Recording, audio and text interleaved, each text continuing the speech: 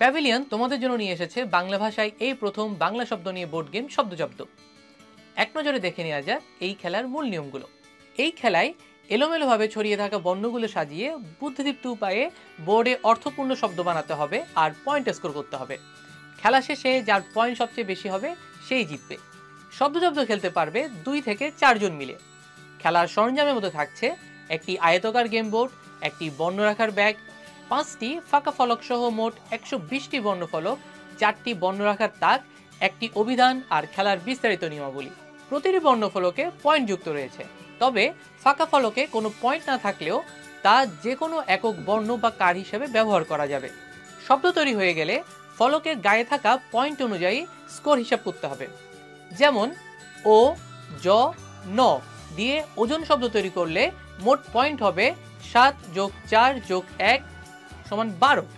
খেলার শুরুতে প্রত্যেক খেলোয়াড় ব্যাগ থেকে যে কোনো 10টি বর্ণফলক তুলে নিজের তাকে রাখবে। এরপরে বোর্ডে শব্দ বানানো শুরু করবে। বোর্ডের ঠিক মাঝে থাকা তারকা চিহ্নযুক্ত অর্থাৎ স্টার মার্ক করে যে কোনো একটি ফলক রেখে প্রথম শব্দটি বানাতে হবে। শব্দ বানানোর সময় সব বর্ণফলক সোজা বা পাশাপাশি সাজাতে হবে। কোনাকুনিভাবে বর্ণ সাজিয়ে কোনো শব্দ তৈরি করা যাবে না।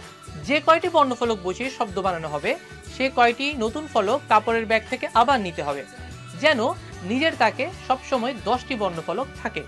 নতুন শব্দ বানানোর সময় অবশ্যই আগের শব্দের যে কোনো একটি ফলকের সাথে সংযুক্ত হতে হবে।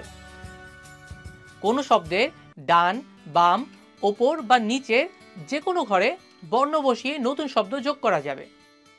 কার, ফলা বা যুক্ত বর্ণ দিয়ে শব্দ তৈরি করার ক্ষেত্রে একটি বর্ণফলকের নিচে একই ঘরে অন্য কোনো বর্ণ বা কার রেখে নতুন শব্দ তৈরি করা যাবে। পরবর্তীতে শব্দ তৈরির সময় ওই ঘরটিকে উপরে থাকা ফলকটিকে ধরে একক বর্ণ হিসেবে ব্যবহার করা যাবে। আবার পুরো ঘরটিকে একসাথে নিয়েও ব্যবহার করা যাবে।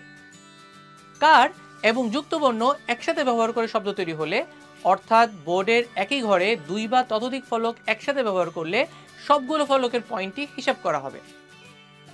খেলার বোর্ডে আলাদা আলাদা রঙের কিছু বিশেষ ঘর রয়েছে, যেমন শব্দে দ্বিগুণ স্কোর, বর্ণে দ্বিগুণ স্কোর, শব্দে 3 গুণ স্কোর, বর্ণে 3 গুণ স্কোর ইত্যাদি।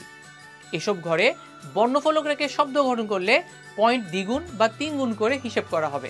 একবার বোর্ডে কোনো ফলক বসিয়ে ফেললে সরানো যাবে না, অথবা একই ঘরে ফলকটির গায়ের উপরে নিচে কোনো ফলক বসানো যাবে না।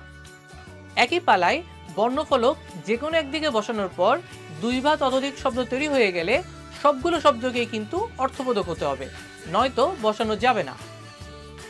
খেলোয়াড়রা নিজেদের প্রতিটি পালায় শব্দ গঠন করতে পারবেন, অথবা ফলক অদল বদল করে পাস দিতে পারবেন, অথবা কিছুই না করেও পাস দিতে পারবেন।